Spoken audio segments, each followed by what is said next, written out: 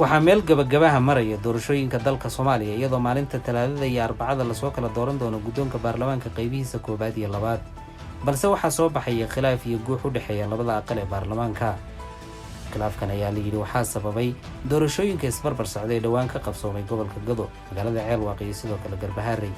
guddiga doorashooyinka ee FID, hogaamiyaha Jubbaland iyo sidoo kale Ra'iisul Wasaare Maxamed Xuseen Roble oo iskaashanaya ayaa 16 kursi ka soo saaray magaalada Ceelwaaq, halka Garbaharey laga soo saaray kuraas kaleete. taas ayaa sababtay ay dhaheen dadka siyaasadda falanqeeyay inuu guuxan soo baxo.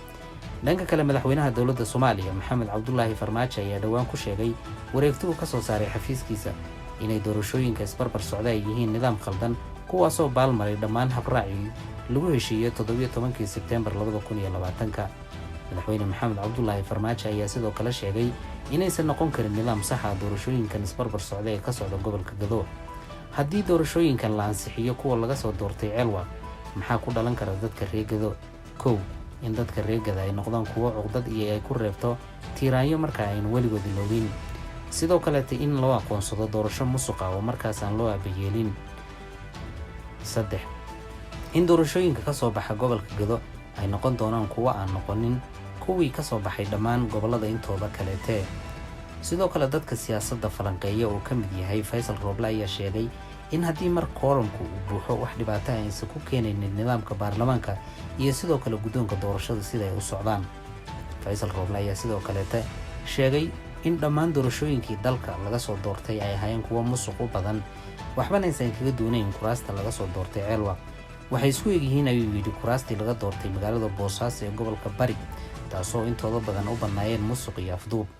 dhanka kale dadka siyaasadda falanqeeya ayaa waxay sheegeen xaaladda dalka Soomaaliya sanadkan inay tahay dhammaan kuwa doorashooyinka la iska rartay markaan aan loo aabayeelin.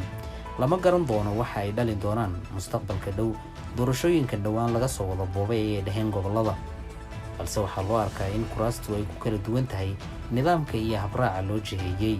sababtoo waxay dhaheen waxay ahayd deegaan doorashada labaad in laga dhiga magaalada Garbaharey, taasoo markii hore loo asteeyay heshiiskii 17 Sebtembarna ay ahayd gobol kasta inuu leeyahay deegaan doorasho labaad, halka ay Kismaayo ahayd midda koowaad talabaadna ay Garbaharey ahayd.